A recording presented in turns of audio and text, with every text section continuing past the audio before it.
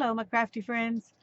Today we're finishing the prophecies of Jesus's ancestry in our Messianic prophecies and their fulfillment series. Um, our main text, of course, is the Bible itself, and then this book here, it's called All the Messianic Prophecies of the Bible, and it's by Herbert Lockyer.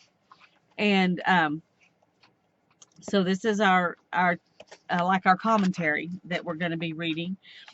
And tonight, or today, this morning, oh goodness, we're discussing the descent of Jesus from Joseph. When Christ came to earth, he had two Josephs to care for him. When he was one when he was born, and the other when he died. If you remember, Joseph of Arimathea, I think that's how you say that, was the one who gave up his tomb for Jesus to be buried in. And so that's the one that took care of him when he died. And then the first Joseph was poor, and the second one was rich. As Joseph, a just man, has the last place among the males in the genealogical list of Matthew, consideration is necessary regarding his inclusion. And Jacob begat Joseph, the husband of Mary, whom was born to Jesus. Matthew 1:16. And here it says, I'm using the New American Standard Bible. Jacob was the father of Joseph, the husband of Mary, by whom Jesus was born, who is called the Messiah. And then the change of expression in the list is important. All through it, the Old Testament characters are linked together by the word begat, a term implying natural generation or being the natural children of someone. But begat no longer applies, for Jesus was not begotten naturally, as the rest were. He was born of Mary, not of Joseph and Mary. Jesus had a human mother, but not a human father. Luke, in his genealogy, says in Luke 3:23, when he began his ministry, Jesus himself was about 30 years of age, being, as was supposed, the son of Joseph, the son of Eli. So he's saying, the people thought of him as the son of Joseph, but he's not saying he was Joseph's son. So he doesn't use the begat in that list. Matthew speaks of Joseph as the son of Jacob, but Luke describes him as the son of Heli. Of course, it was impossible for him to be the natural son of both. Luke, writing of Jesus as the Son of Man, gives his genealogy on his mother's side through Heli, who was Mary's father. Luke does not say that Heli begat Joseph, who was the actual son of Jacob, but became son to Heli on his marriage with Mary. Fawcett, and I don't know who Fawcett is, but he has a comment on this seeming contradiction, which was something that I hadn't remembered reading about before, and he's going to be quoting here Numbers 36:8, which says, "Every daughter who comes into possession of an inheritance of any tribe of the sons of Israel shall be wife to one of the family of the tribe of her father, so that the sons of Israel may possess the inheritance of his fathers." So Mary must have been of the same tribe and family as Joseph. According to that law, Isaiah implied that the Messiah was the seed of David by natural as well as legal descent. Jacob and Heli were brothers, and Jacob's son Joseph and Heli's daughter Mary were first cousins.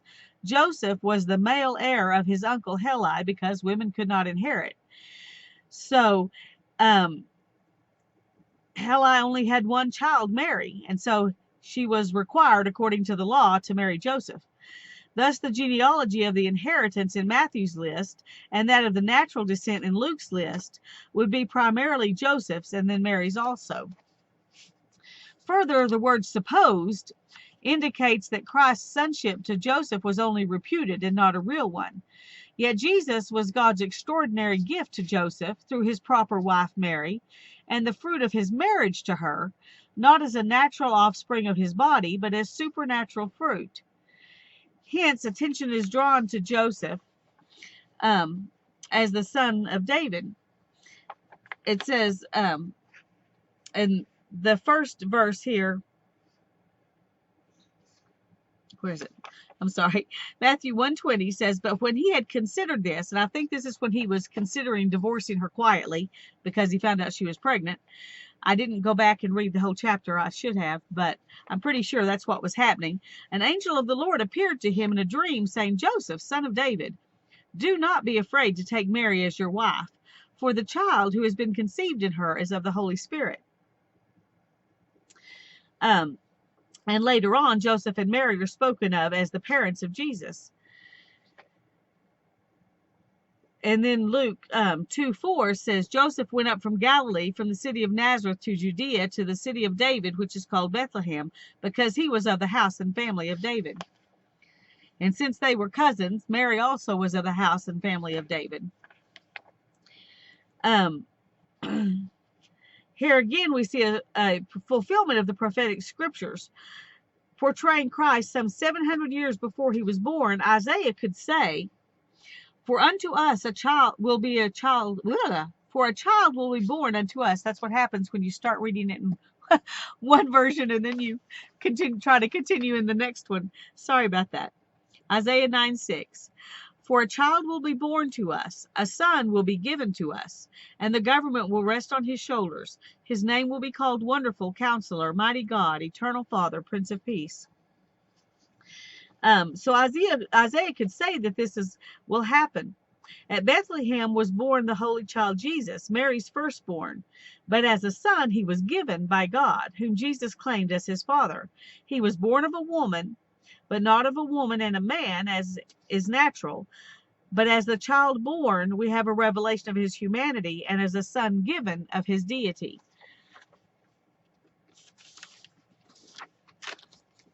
We're going to, that wasn't supposed to be this. We're going to use the Matthew 1:20 verse as our verse for our page today. Let me find my ruler and let's go ahead and tear this one out so we can use it. And I probably should have put it in a smaller font or something. Hopefully it'll fit on the page.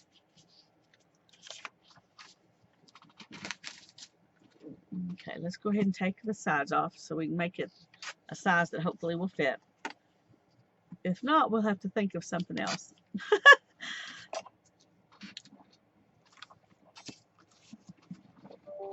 Okay. Last week, I had forgotten to put this page back in the book. So we worked on that one because I thought that was what was next. But it wasn't. This should have been here. So we're going to do today's page here. I don't think it'll matter. But it won't be in exactly the same order as it was when I put the journal together. But that's okay. And let's see what we can do. See? Oh, it'll barely fit. Okay. We can get it on there. I was not particularly inspired as far as something to do for this page, but I had all these scraps sitting here. And so I think these flowers will complement the scraps. And this is some out of a wallpaper sample. I just cut these flowers out and I'm going to put them in, but I'm going to first glue all this down and kind of make a patchwork quilt of it down here, and then we'll go ahead and add the flowers after that, and then the verse. I'm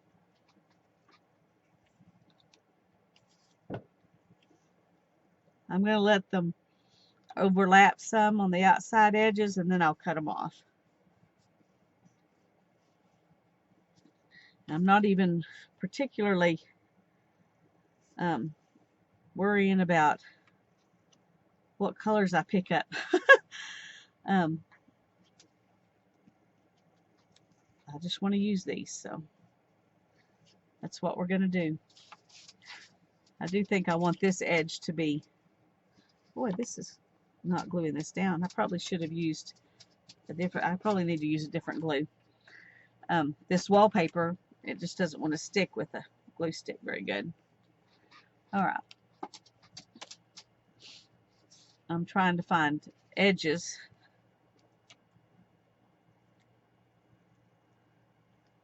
that I can use to go on this edge, because I don't want to cut here and accidentally cut the page itself.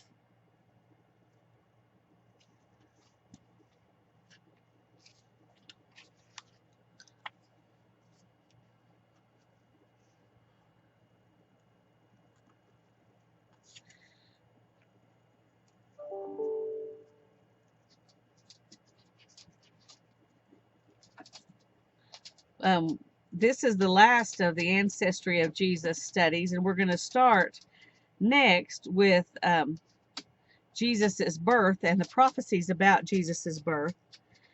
So those of you who are doing Christmas in July, this will come just at the right time. Let me cut this off here. No, that's not big enough.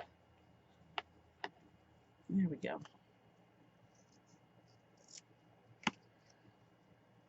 No, that wasn't a very straight cut.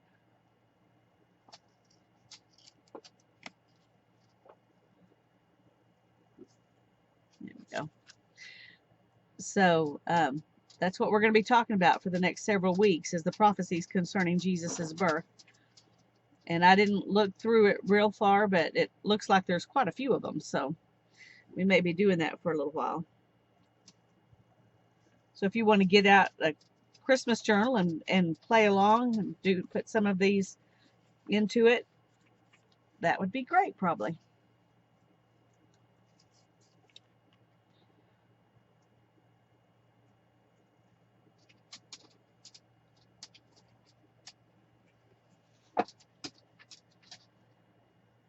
And I probably should have not put glue all the way to the edge of that. I forgot I was going to leave them hanging over the edge and cut it off.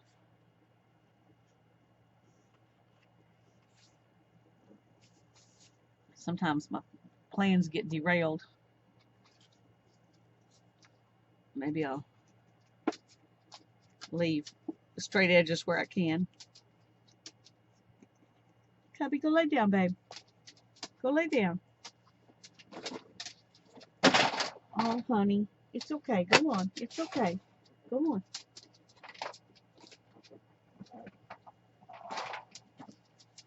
on. No, sweetie, go lay down. I'm going to have to pause here for a minute. Sorry, I'll be right back. Sorry about that. Those of you who know that Cubby's been having trouble and are praying for him, please keep it up. I'm not 100% sure, but I really feel like that he suffered a stroke. I don't think it was obvious that that's what it was when I took him to the vet, because he wasn't getting around very much, and so it looked like it could be any number of things. But since he is doing better, I mean, he's eating and he's getting up and moving around, but since he started getting up and moving around, he's not acting like his normal self. I'm sorry, it makes me sad. He kind of acts lost, like he doesn't really know what he's supposed to do or where he's supposed to go, and he just kind of wanders around. He still wants to follow me around, but it's not the same.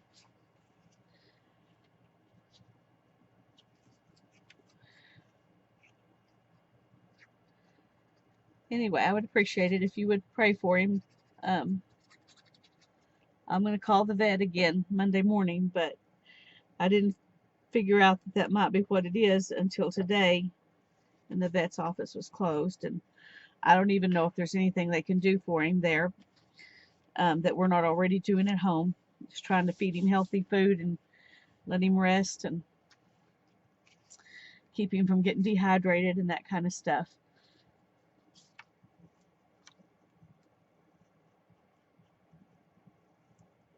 Anyway, keep him in your prayers. I would appreciate it. It's kind of hard to see him wandering around like he doesn't know.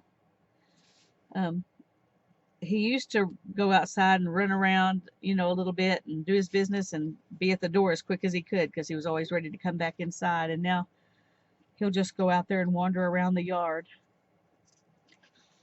with no,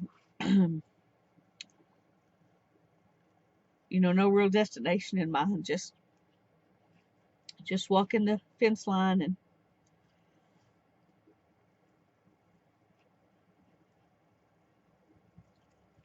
I'm sorry.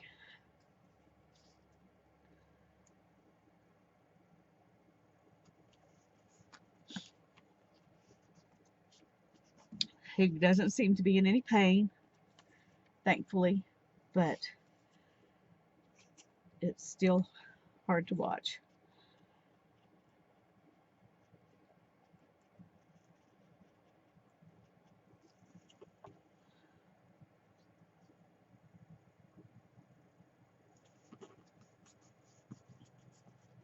I am hopeful that he can recover, though.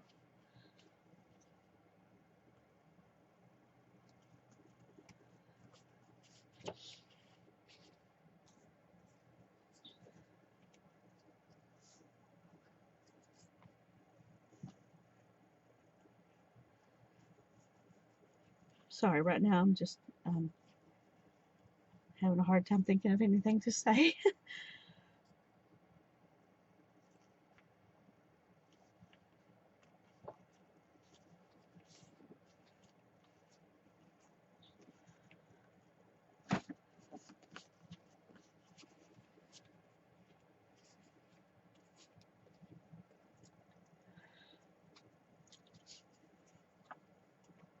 Okay, now I've gone all the way around the edges. I can just start filling in the middle.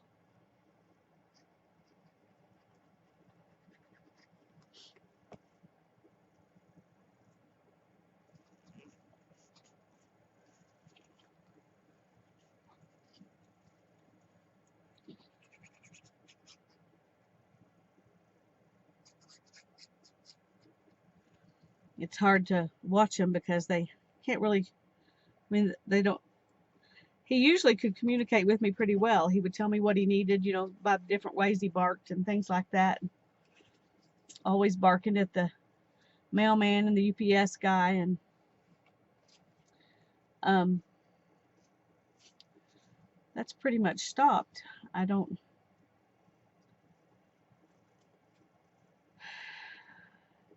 He just acts like he doesn't even hear the mailman coming. And when I talk to him, it's a lot of times you can tell he either can't hear me or he can't comprehend what I'm saying. He used to be a very bright dog who would obey very easily, and he always knew what I was wanting him to do. But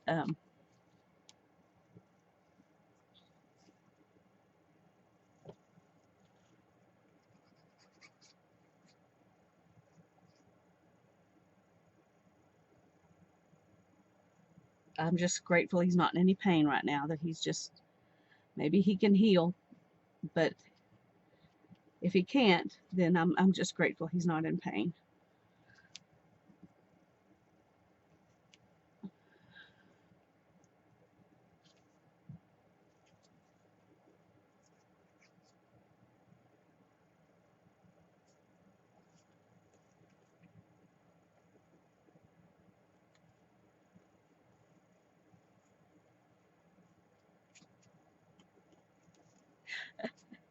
Some of those where it's thin, you can see the other paper kind of through it and looks kind of strange.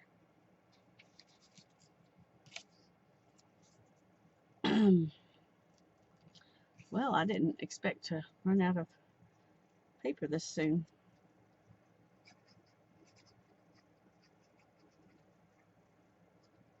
I thought I had plenty here.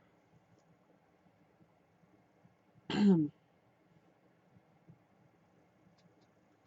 just do this. I'm trying to not put things next to each other, but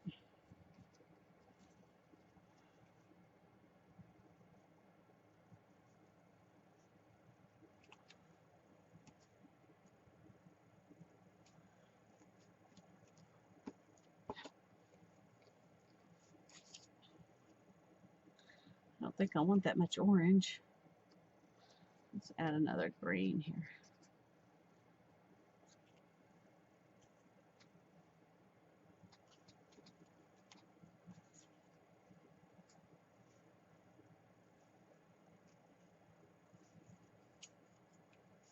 Trying to see what's...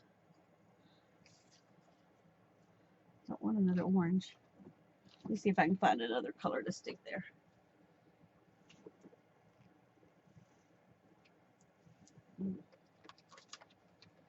I'm gonna put another piece of that somewhere here.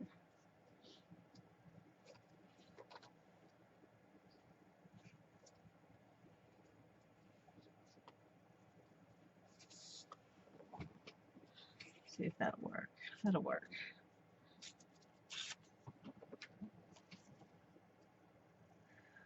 I had some words that I've been putting on things. And these were what I tore off from around those words. And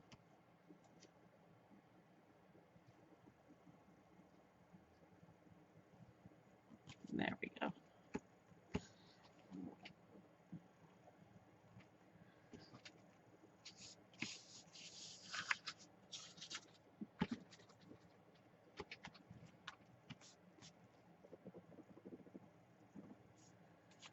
Okay.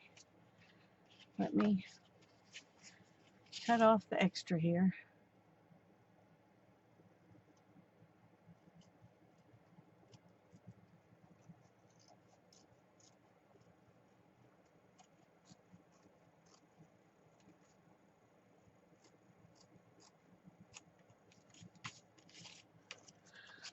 It's funny because as I was reading these scriptures, I was thinking about, you know, where it says that Jesus was, it was supposed that he was the son of Joseph. And I'm sure that I've read that. I don't know how many times, but I never really thought much about it. I just read it and went on, you know, because that wasn't the focus of whatever the reason I was reading at that moment.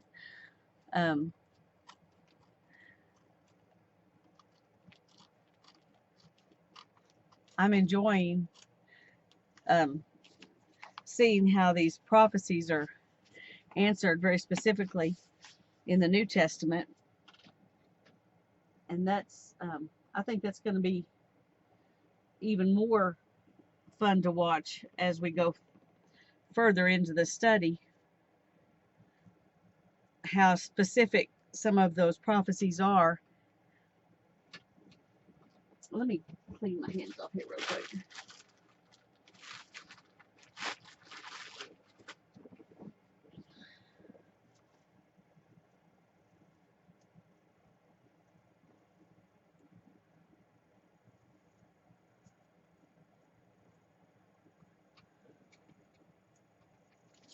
Okay, let's put this up for a minute. I want to play a little bit with some colored pencils before I put the flowers on, just for fun. But it'd be fun to take the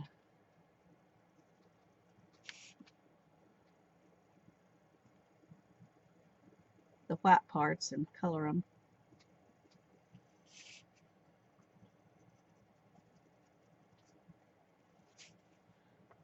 Oh, yellow may not be the color I should have chosen.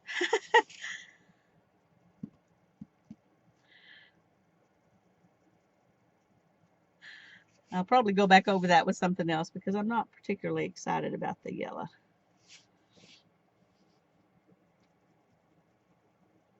But it won't hurt as an underlayer.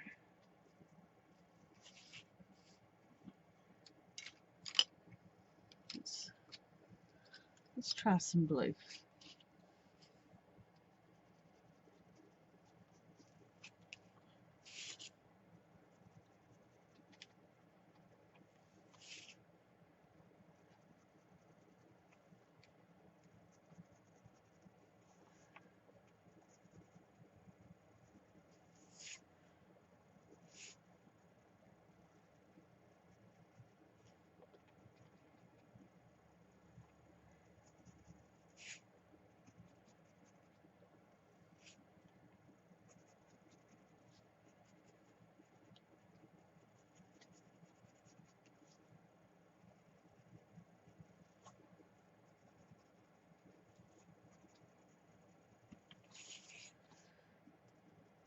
may wish I'd left it alone.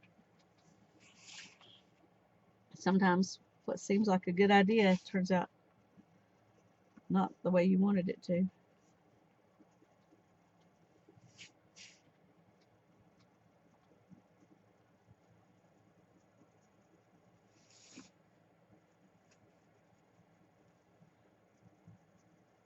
Part of it's probably because the glue's still damp, and so it's not coloring over anything where there actually it happens to still be glue.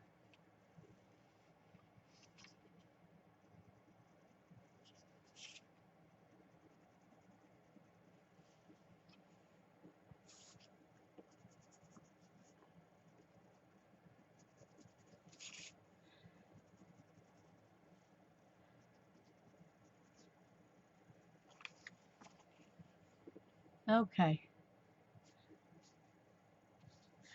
I don't know what to think about that. I may wish I hadn't done it, but we're just going to go forth with it.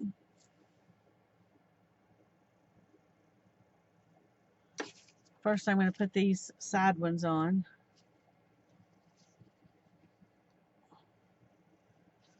We need to decide where this is going to go. I think right there.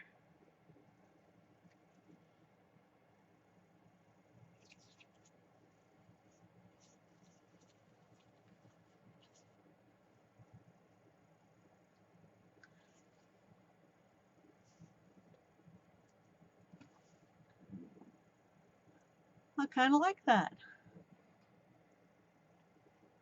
Okay. Let's start with this one. And once again, I'm going to use this art glitter glue because the glue stick proved to not work very well. So hopefully this will do a good job. It has in the past.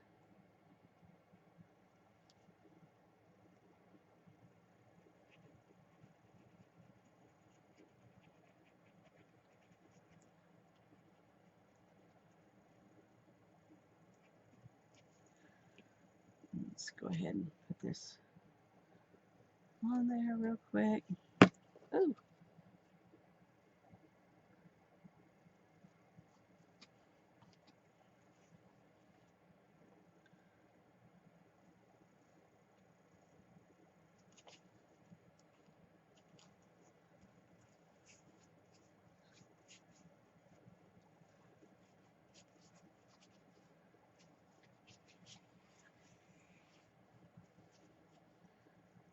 Okay, let's take these up for a minute.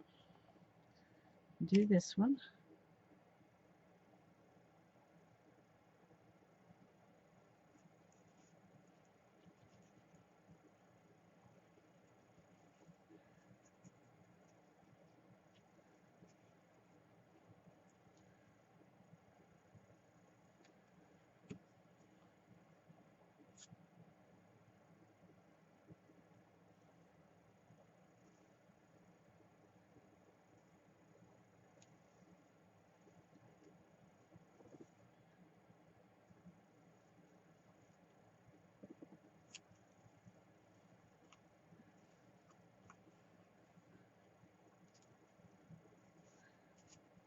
Okay. Now before I put the rest of the flowers down, I want to go ahead and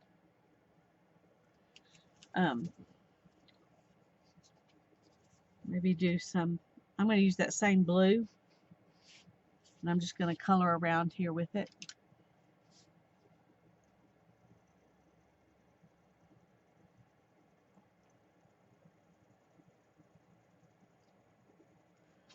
I usually use an ink pad for this, but since I'm using the colored pencil and everything else, might as well.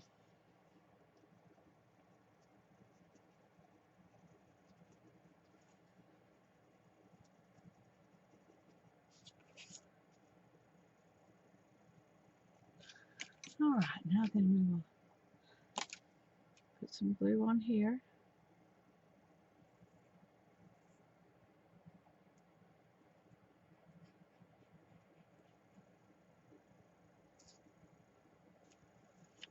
There we go.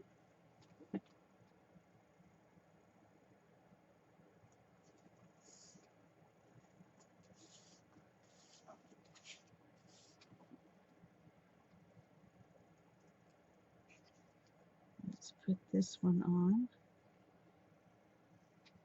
I think like that. Let's see, maybe it's better to go like this. Nope, I liked it like that earlier. Okay, we'll just go ahead and do it.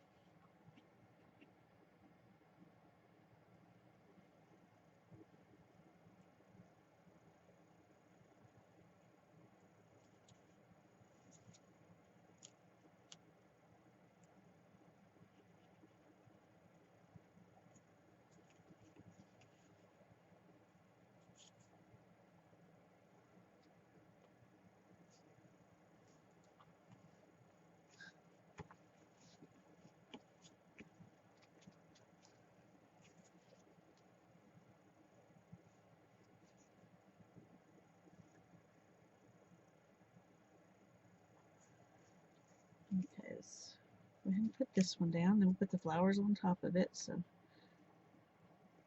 it will look like it belongs there.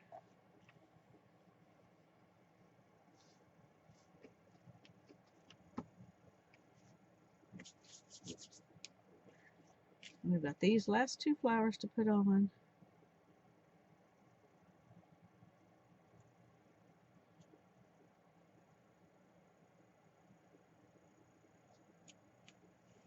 Oops.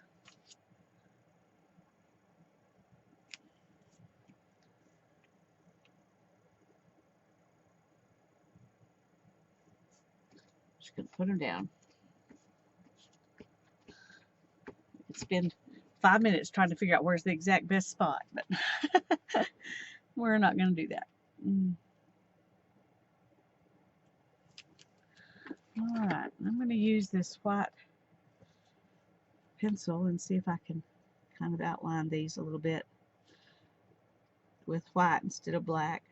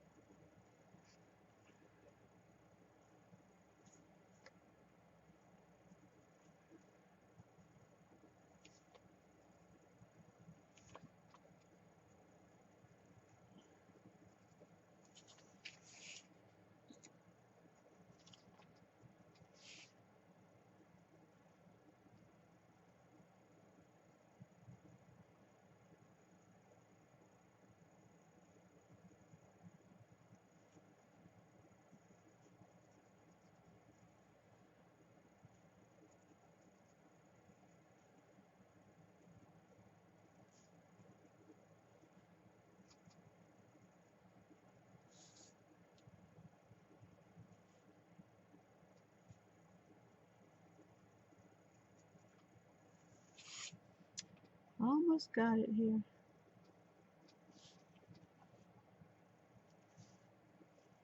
Oh, I forgot to do this one. It would look kind of weird to do one and not the other, so.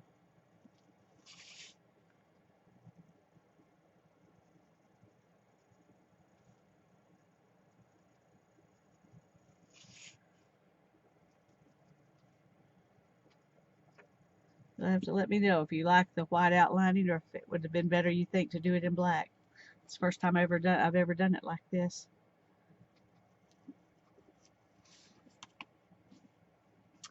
Okay, here we go. There's our page for today. Matthew 1:20.